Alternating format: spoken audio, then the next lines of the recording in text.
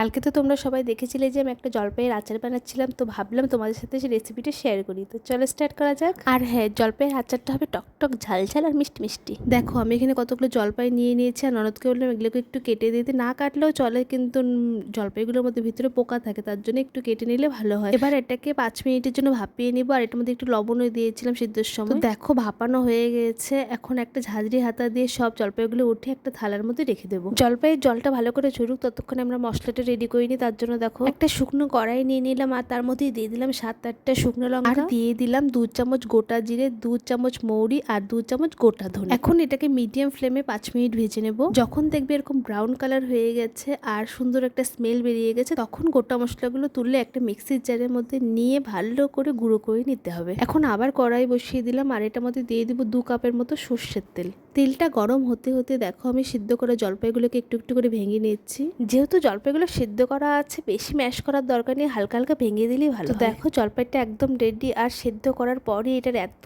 Saint বেরিয়েছে, আমার তো আগেই জিভে জল চলে আসছে। তো এদিকে দেখো তেলটাও খুব ভালোভাবে গরম হয়ে গিয়েছে। এখন দিয়ে দেবো গোটা শুকনো লঙ্কা আর 5 ফোড়ন, আর গোটা মশলাটাকে একটু বেশি সময় ধরে ভালো করে ভেজে নিতে হবে। পুরো সেন্টটা বেরিয়ে গেলে তবেই জলপাইটা দিতে হবে। এবার জলপাইটা দিয়ে 5 মিনিটের মতো ভেজে নেব। 5 মিনিট ভাজার পর দিয়ে দেবো 1.5 চামচ লবণ আর 1 চামচ হলুদ।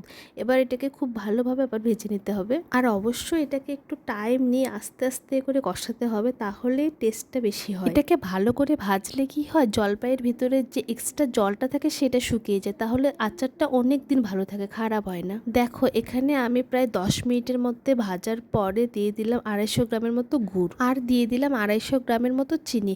আমি এখানে গুড় চিনি দুটারই ব্যবহার করেছি, তোমরা চাইলে শুধু গুড় দিয়েও করতে পারো, কোনো অসুবিধা নেই। এবার ধৈর্যের পালা। এবার এটাকে ধীরে ধীরে গ্যাস কমিয়ে নাড়তে হবে। গ্যাসের আঁচটা কিন্তু ভুলেও বাড়িয়ে দিও না, তাহলে তোমাদের পুরো খাটনিটাই বেকার হয়ে যাবে। মিডিয়াম আছে আচারটা তৈরি করতে হবে।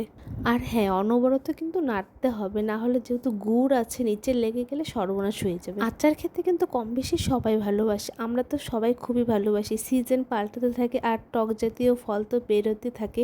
এখন যেমন জলপাইয়ের সিজন, কিছুদিন কুলের সিজন, তখন কুলের আচার বানাবো, তখন কুলের আচারের রেসিপিটাও শেয়ার করব। তো যাই হোক, বর্তমান জলপাইয়ের আচারটা হয়েই আসছে। এখন সেই যে মশলাটা গুঁড়ো করে রেখেছিলাম ওই মশলাটা দিয়ে দেবো। মশলাটা দেওয়ার জন্য আসল টেস্টটা আসবে, যে ঝালঝাল ব্যাপারটা, যেহেতু শুকনো লঙ্কা দিয়েছিলাম মশলাটার মধ্যে, সেহেতু ঝালঝাল ব্যাপারটা আসবে। আর এই মশলাটা সেন্টটা নাকে গেলে অটোমেটিক জিভে জল চলে আসবে। আর ওই যে চিনি আর গুড়টা দিয়েছিলাম, ওটার জন্য ব্যাপারটা মিষ্টি মিষ্টি হবে। আর জলপাই তো টকই, তাই টক টক ঝালঝাল আর মিষ্টি মিষ্টি। দেখো মশলাটা খুব ভালোভাবে জলপাইয়ের সাথে মেশানো হয়ে গেছে। এখন আর কিচ্ছু না, গ্যাসের ফ্লেমটা বন্ধ করে ঠান্ডা করে নিলে রেডি জলপাইয়ের টকঝাল মিষ্টি আচার। আচারটা ঠান্ডা হয়ে গেলে একটা কাচের জারে করে রেখে দেবে, চোখ বন্ধ করে 1 বছর খেতে পারবে, কোনো নষ্ট হবে না।